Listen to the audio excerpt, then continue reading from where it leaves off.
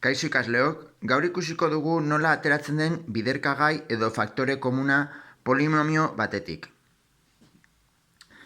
Adibidez, baldin badaukagu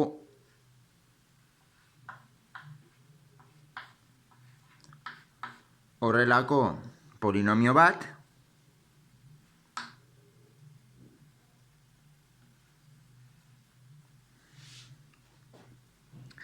biderkagai komuna ateratzeko, beti, egin behar duguna da,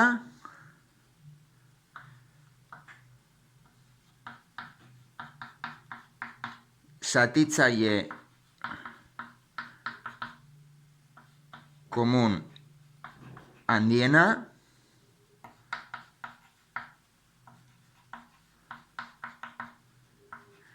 atera. ZKH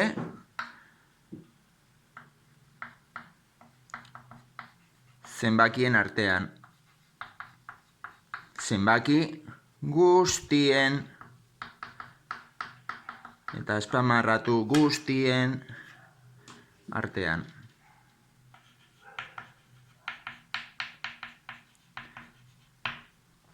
Bai? Hau da, polinomio honetan ikusten baduzue, monomio guztiek daukate zenbaki bat, nola monomio guztiek daukaten zenbaki bat, aurkitu behar dugu 4, 6 eta 8 arteko zatitzaile komunetako handiena. Egin dezakezute prozesua lerroarekin, bai? Baina, lerro vertikalarekin, baina hemen buruz zuzenean aurkitu daiteke. Hau da, zein da 4, 6 eta 8 arteko zatitzailerik handiena? Ba, hiru zenbaki horiek zatitu dezakegu 2 zenbakiaz. Hau da, egin dezakegu 4 zati 2, 6 zati 2 eta 8 zati 2. Ateratzeko zatiketa zehatza. Bai? Ezin dezutena da, adibidez jarri zatitzailea 4. Hau da, 4 zati 4 egin dezakezute, 8 zati 4 ere bai, baina 6 zati 4 ezin litzateke egin. Zatiketa zehatz bat ateratzeko. Beraz, bi da 4, 6 eta 8 zatitzailea. Eta, baita ere egin behar dugu, monomio guztietan, berriro guztietan azpimarratu dauden letrak atera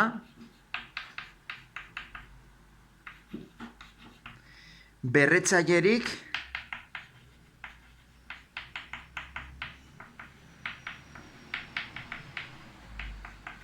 txikienarekin.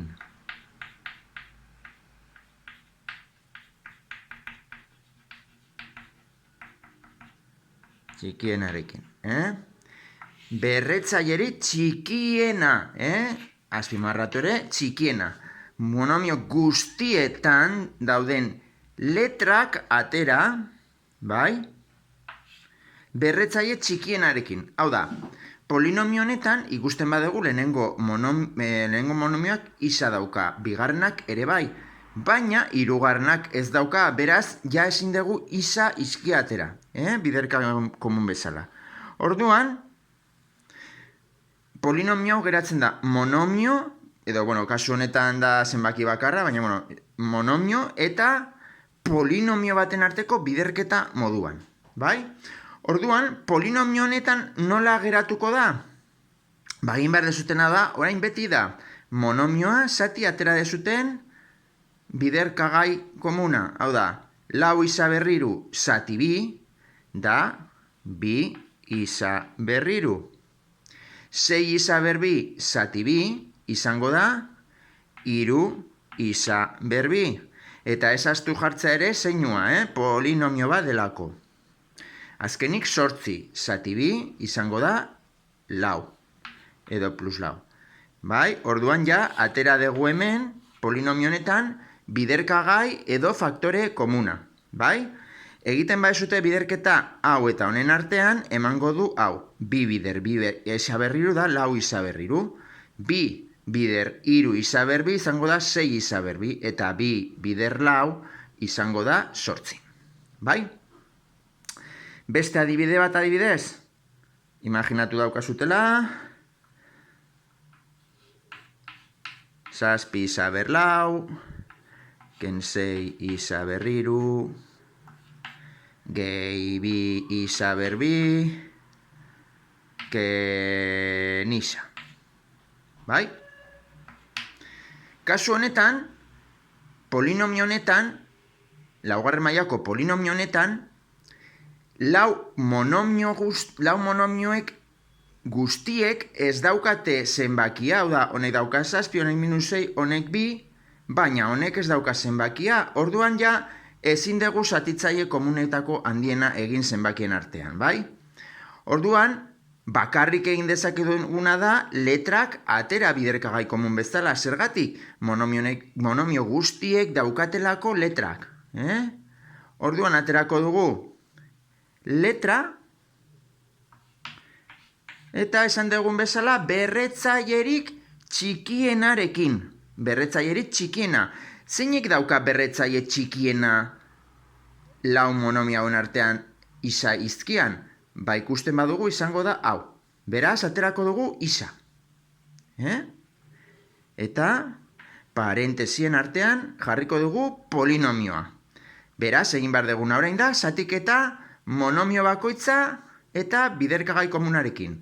7 isa berlau, zati isa izango da 7 isa berriru. Gogoratu zatiketa batean, izkien berretzaileak kendu egiten zirela. Lau, ken bat, iru. Bigarren monomioa, -6 isa iru, zati isa, izango da -6 isa berbi. Iru, ken bat, dabi. Gauza bera, 2 isa berbi, zati isa, izango da 2 isa, 2 ken bat da bat, ez dugu jartzen berretzailea bat denean, eta azkenik kontuz hemen minus isa, zati isa da minus bat. Eta ez da 0, kontu simplifikatzen direla isa eta isa, beraz geratzen da bat. Hau da hemengo berretzailea da bat, ken bat, geratuko litzateke isa ber 0, edo zer ber 0 bat. Bai?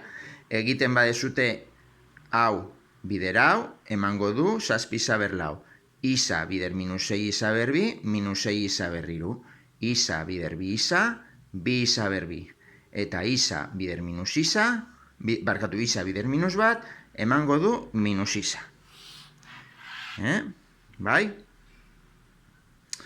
Eta beste adibide bat jarriko dugu. Adibidez. Baldin badaukagu horrelako polinomio bat. Isa berbi. Adibidez horrelako polinomio, laugarren mailakoa. Hemen ikusten dugunez, dauzkagu zenbakiak polinomioaren bi monomioetan, oda guztietan, beraz aterako dugu zatitzaile komunetako handiena. Hemen ikusten baduzute, esan dezakezute, bai, 20 eta 10 zatitu daiteke biz adibidez. Bale? Baina baita ere zatitu daiteke zati lau. 20 eta 10, barkatu zati 5. Bai? Orduan, beti aurkitu behar dugu handiena. Baina konturatzen bagara, 20 eta 10 zatitu dezakegu biak zati 10. Hori izango da zatitzaile handiena. Zatitu daiteke zati 2, zati 5 eta zati 10, baina handiena da 10. Eta bi polinomio hauek daukate izki berdina bi monomioetan. Zeinek dauka berretzaile txikiena? Ba monomio honek. Orduan aterako dugu isa berbi. Eta jarriko dugu orain egin dugu zatiketa. 20 isa berlau, zati 10 isa berbi, izango da 2 isa berbi. Eta minus 10 isa berbi, zati 10 isa berbi, Simplifikatzen da, kasualitatez dena, geratzen da, -1. Eta lehen esan dugun bezala, egiten baezute hau bider hau, 10 izaberbi bider bi izaberbi emango du 20 izaberlau. 10 izaberbi bider -1 emango du -10 izaberbi. Bale? Hau dira normalean erabiliko dituzuenak hemendik aurrera, bakarrik isa izkiarekin. Bai? Hala ere, gerta daiteke ere ez bakarrik isa izatea, baizik eta imaginatu daukazutela izaberbi i, gehi zei, ez dakit, isa iberbi, bederatzi. Bederatzi iber iru, bale? Egon daitezke ere letra badaino gehiago, baina ez da normala, hemendik aurrera. Hala ere ikusten dezute hemen, iru, sei eta bederatziren arteko zatitzaile komun handiena da, kasu horretan, iru, egin dezakegu iru zati iru, sei zati iru eta -bederatzi zati iru.